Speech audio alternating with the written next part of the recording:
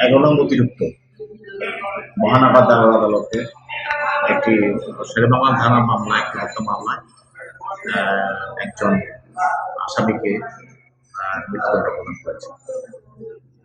এটা একটি হত্যা মামলা। এই মামলায় ঘটনা যে আসামি ভিকটিমের কাছে ৫ টাকা চেয়েছিল, সেটা না দেওয়ার কারণে তাদের মধ্যে বাকবিতণ্ডা হয়। এই বাকবিতণ্ডার পরে সে তাকে ছুরি মেরে, তার পেটে ছুরি মারে। ছুরি মারার পরে সে ভিকটিম সে নিহত হয়। এই মামলায় আসামি স্বীকারোক্তিমূলক জবানবন্দি দিয়েছে, অর্থাৎ ১৬৪ ধারায় সে জবানবন্দি দিয়ে ঘটনা স্বীকার করেছে, তার অপরাধ সে স্বীকার করেছে। এবং এর মধ্যে প্রসিকিউশন পক্ষ থেকে সাক্ষ্য গ্রহণ করা হয়েছে এবং সেখানে ঘটনা প্রমাণ করা হয়েছে। পরিপ্রেক্ষিতে তার বিরুদ্ধে আজকে আদালত এই শাস্তি প্রদান করে। আপনার রায় সন্তুষ্ট কি?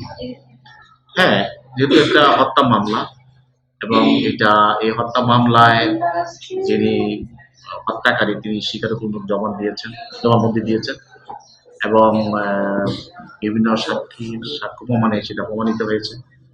অতএব আমরা মনে করি যে হত্যা মামলাটা সেটা প্রমাণিত হওয়ার কারণে তার যিনি হত্যাকারী তার এই শাস্তি হওয়া উচিত। আদালত সঠিকভাবে তাকে মৃত্যুদণ্ড দিয়ে তারা রায় প্রদান করেছে, যেটা সঠিক প্রদান রায়।